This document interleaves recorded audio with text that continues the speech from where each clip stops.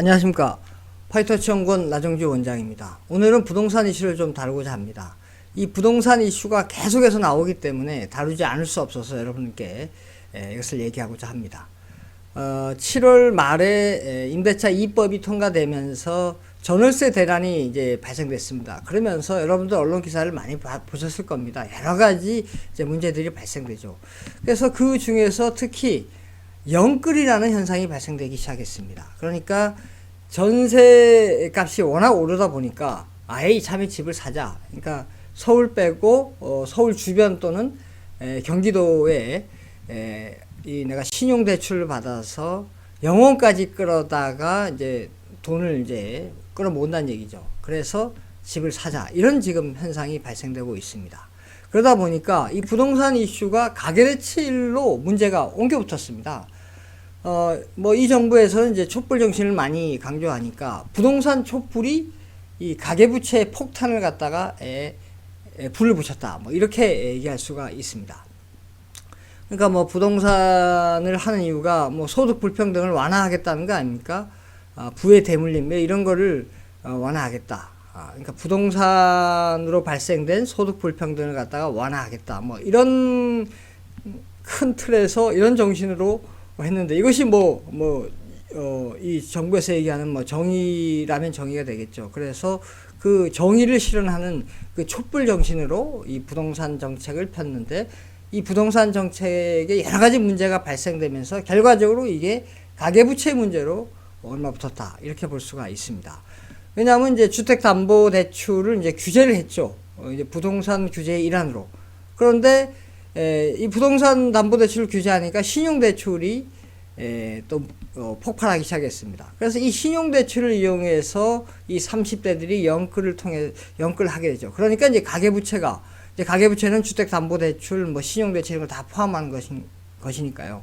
그러니까 이제 오히려 이 가계대출이 문제가 점점 더 불거지기 시작했다.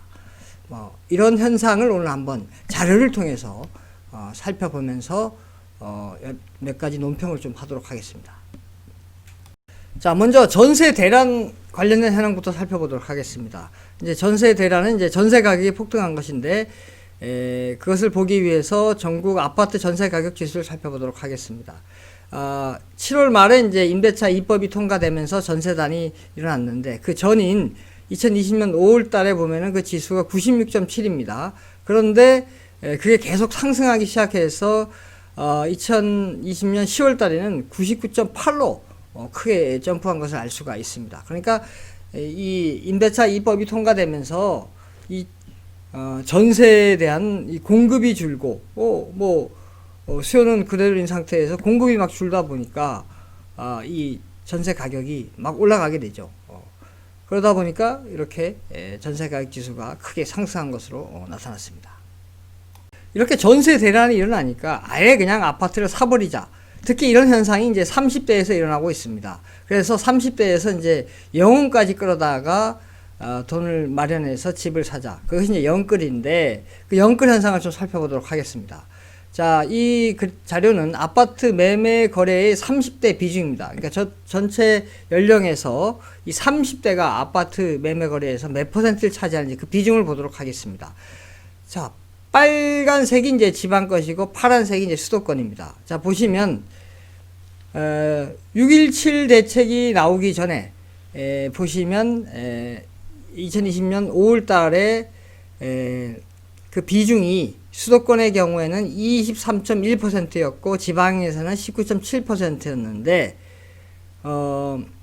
2020년 8월 달에 보면은 수도권에서는 그 비중이 29.9로 거의 30%가 됐고 지방에서는 23.7로 상승한 것을 알 수가 있습니다. 그러니까 30대들이 전세 대란이 일어나니까 아예 이참에 집을 사자 해서 그 영끌 현상이 막 일어나고 있는 현상을 이 데이터로 확인할 수가 있습니다. 자, 이렇게 영끌 현상이 일어나서 이 대출을 받고 싶어 하죠. 집을 사기 위해서. 그런데 주택담보대출을 규제를 했죠. 6월 17일 날 이 조정 대상 지역하고 투기 과열 지역을 크게 확대했죠. 그러면서 이 주택담보대출을 규제하게 됐는데 그 내용을 간단히 보면 이제 LTV가 있고 DTI가 있는데, LTV는 loan to value라고 해서 내가 가지고 사는 집, 그 집의 가치 대비해서 내가 대출 받는 그 비중을 얘기하는 것이고, DTI는 내가 연간 소득 대비해서, 이거는 debt to income입니다. 그래서 인컴이 연간 소득 대비해서 내가 갚아야 될 주택담보대출의 원금과 이자, 그것을 의미합니다. 조금 더 나가면 신용대출에서는 신용대출 원금은 아니고 이자까지 포함하는 것이 DTI가 되겠습니다. 그래서 하여튼 간에 이제 이 주택담보대출을 규제하는 것이죠. 그래서 조정 대상 지역에 들어가면 9억 원 이하의 아파트를 살 경우에는 50%가 되고, 그 다음에 DTI도 50%가 되겠습니다. 그러나 투기 과열 지역에는 그게 이제 줍니다. 40%, 그 다음에 DTI는 또 40%가 되겠습니다. 이렇게 주택담보대출을 규제하니까 당연히 신용대출이 늘어나겠죠. 자, 그 신용대출이 얼만큼 늘어나는지 좀 살펴보도록 하겠습니다. 자, 이 자료는 한국은행에서 획득한 자료인데, 전년도 같은 월 대비해서 가계대출이 얼만큼 변화했는지 그 변화율을 보여주게 되겠습니다. 파란색이 주택담보대출의 변화율이고, 빨간색이 기타대출, 즉 신용대출의 변화율입니다. 자, 6.17 대책이 일어나기 전인 2020년 5월 달에 보면은, 자, 빨간색, 자, 보시면은, 기타 대출의 경우, 신용대출이 포함된 거죠. 그 증가율이 5.48이었는데, 그 6.17 대책을 통해서 주택담보대출을 규제하니까, 그 신용대출이 확 늘어서 기타 대출이 2020년 8월 달에 보면은 그 증가율이 7.33%로 크게 증가한 것을 알 수가 있습니다. 반면에 주택담보대출은 2020년 5월 달에 5.6% 증가율을 보였는데 2020년 8월 달에 5.37로 그 증가율이 좀 하락했던 것을 알 수가 있습니다. 이처럼 이제 신용대출이 이제 크게 늘은 것을 알 수가 있죠. 자, 다시 정리를 하자면 전세 대란이 일어나니까 참에 아예 집을 사자. 그 현상이 30대에서 많이 일어났는데 그것은 영끌이라 그러는데, 그런데 주택담보대출을 규제하니까 신용대출을 이제 많이 받게 된 거죠. 그래서 이제 신용대출이 이렇게 증가하게 된 것입니다.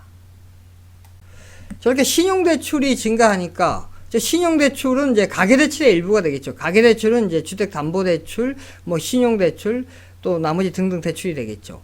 자, 이렇게 신용대출이 증가하니까 가계대출이 증가하게 됩니다. 가계대출이 증가하니까 어떻게 되겠습니까? 이 가계대출에 대한 신용 위험도가 크게 늘겠죠. 자, 그래서 이 자료는 이제 한국은행에서 획득한 자료인데, 가계의 국내 은행 대출에 대한 이제 신용 위험도를 이제 살펴보도록 하겠습니다. 그러니까 가계에서 국내 은행으로부터 이제 대출 받은 그 대출에 대해서 얼마나 이게 위험도가 있는지 그 위험도를 살펴보도록 하겠습니다.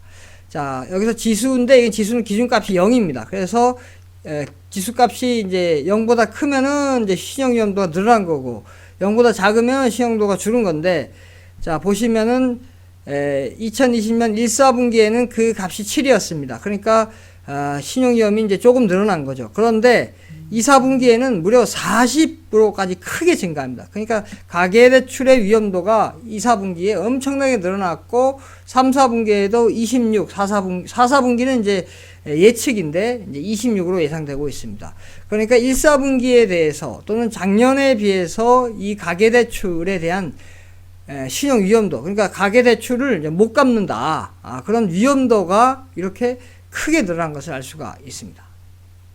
저렇게 신용대출이 늘어나서 가계대출 위험도가 증가하니까 정부에서 부랴부랴 대책을 내놨습니다. 그게 바로 이제 신용대출을 규제하는 건데, 그 내용을 좀 살펴보도록 하겠습니다.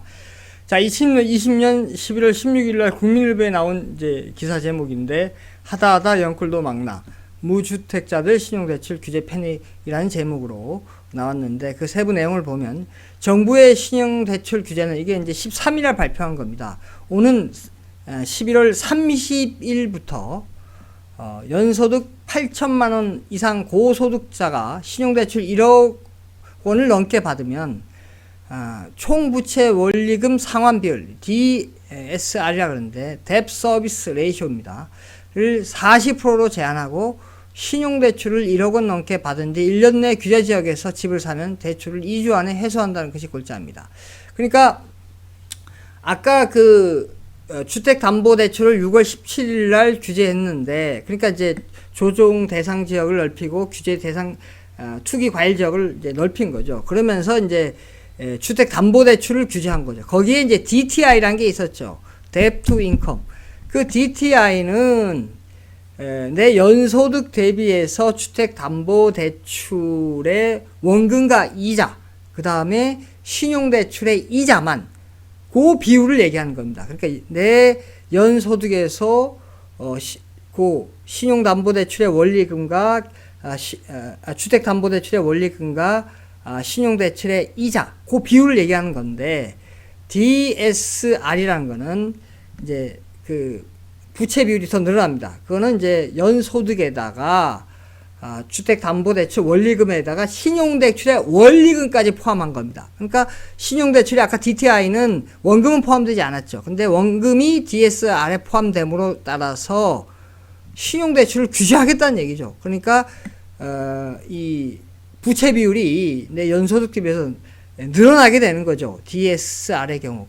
그 늘어난 거를 일정 수준, 아까 DTI도 투기 과일 지역에는 40%라 그랬는데, 이걸 40%로 하면은 그 연소득은 그대로인데 이 부채 비율은 늘어난 상태인데 어떤 규제하는 그 40% 비율은 다 동일하다면 이제 이 신용대출을 받기가 어렵게 되는 거죠. 그래서 신용대출을 규제하기 위해서 DSR을 이렇게 40%로 제한하게 되는 것입니다.